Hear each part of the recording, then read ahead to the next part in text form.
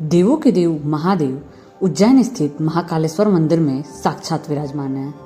सभी ज्योतिर्लिंग में से सिर्फ महाकाल ज्योतिर्लिंग ही ऐसी है जिसका मुख दक्षिण दिशा में स्थित है। प्राचीन काल से ही उज्जैन का यह अचरज भरा सत्य है कि यदि कोई राजा उज्जैन में रात गुजार लेता था तो उसे अपनी सल्तनत गंवानी पड़ती थी।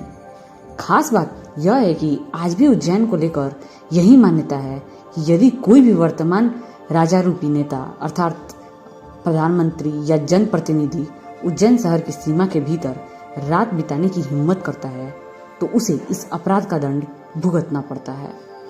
आखिर ऐसा क्या रहस्य जुड़ा है उज्जैन नगरी के महाकालेश्वर मंदिर से कि जहां कोई भी मानव रूपी राजा रात नहीं बिता सकता है? क्या है इसके पीछे की सच्चाई? चलिए जानते हैं। अगर आप भी महादेव को मानते हैं तो इस चैनल को लाइक एंड सब्सक्राइब जरूर कर लें। उज्जैन के महाकालेश्वर मंदिर का वह रहस्य जिससे हर कोई अनजान है वो आज हम आपको बताएंगे। तो महाकाल के इस मंदिर का निर्माण 6ठी शताब्दी में किया गया था। अगर इतिहास को पढ़ा जाए तो पता चलता है कि उज्जैन में 1107 से 1728 ईस्वी तक यवनों का शासन हुआ करता था। इनके शासन काल में लगभग 4500 वर्षों की हिंदू की प्राचीन धार्मिक परंपरा एवं मान्यताओं को पूरी तरह से खंडित और नष्ट करने का भरसक प्रयास किया गया। मराठा राजाओं ने मालवा क्षेत्र में आक्रमण करके 1728 में अपना आधिपत्य स्थापित कर लिया। इसके बाद उज्जैन का खोया हुआ गौरव पुनः वापस लौटा और सन 1731 से 1809 तक यह नगरी मालवा की राजधानी बनी रही। वर्तमान मंदिर को श्रीमान रामजीराव शिंदे ने सन 1736 में बनवाया था। इसके बाद श्रीनाथ महाराज महाजी शिंदे और महारानी बैजाबाई शिंदे ने इस मंदिर में कई बदलाव किए। संपूर्ण विश्व में भगवान शिव की महाकाल रूपी प्रतिमा का यह एकमात्र मंदिर है जहां प्रभु की भस्म आरती होती है। प्राचीन समय में शमशान की भस्म से ही श्रृंगार किया जाता था, लेकिन अब कपिला गाय के गोबर, समी, पीपल के पत्ते, बढ़ और पलाश के लकड़ी से जलाकर भस्म तैयार की जाती है, जिसको शास्त्र में भस्म के समान ही महत्व दिया गया है। रोज सुबह भोर से पहले सुबह 4 बजे आरती की जाती है और विधिवत तरीके से मंत्रों का उच्चारण द्वारा भस्म चढ़ाई जाती है। भगवान शिव काल से भी परे हैं, वे आदि हैं, अनंत हैं, इसलिए वो महाकाल हैं। जिन लोगों को अकाल मृत्यु का भय रहता है उनको महाकालेश्वर ज्योतिर्लिंग का दर्शन अवश्य करना चाहिए। महाकाल की कृपा से अकाल मृत्यु को भी टाला जा सकता है। जिस पर महाकाल की कृपा हो जाए उसका काल भी कुछ बिगाड़ नहीं सकता है। महाकालेश्वर ज्योतिर्लिंग की पौराणिक कथाओं का वर्णन शिव पुराण में है। शिव पुराण की कथा के अनुसार उज्जैन में चंद्रसेन नाम का राजा शासन करता था जो शिव भक्त था। भगवान शिव के गढ़ों में एक मणिभद्र से उसकी मित्रता थी। एक दिन मणिभद्र ने राजा को एक अमूल्य चिंतामणि प्रदान की जिसको धारण करने से चंद्रसेन का प्रभुत्व बढ़ने लगा। यश और कीर्ति दूर दूर तक फैलने लगी। दूसरे राज्यों के राजाओं में उस मणि को पाने की लालसा जग उठी। कुछ राजाओं ने चंद्रसेन पर हमला कर दिया। राजा चंद्रसेन वहां से भागकर महाकाल की शरण में आ गए और उनकी तपस्या में लीन हो गए। कुछ समय बाद वहां एक विधवा गोपी अपने 5 साल के बेटे के साथ पहुंची।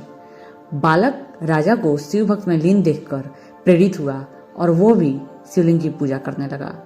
बालक शिव आराधना में इतना लीन हो गया कि उसकी माँ की आवाज भी सुनाई नहीं दे रही थी।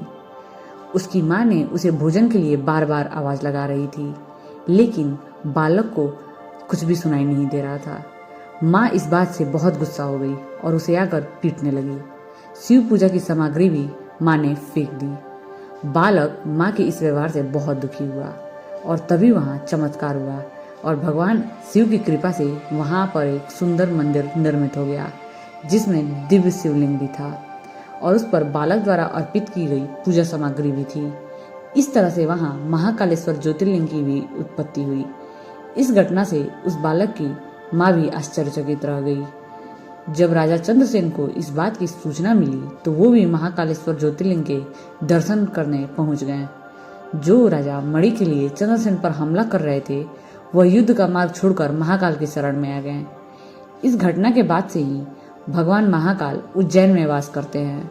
जिस प्रकार से काशी के राजा बाबा विश्वनाथ हैं, वैसे ही उज्जैन के राजा भगवान महाकाल हैं। इस कथा के अलावा एक और कथा काफी प्रचलित है महाकाल मंदिर की स्थापना के विषय में।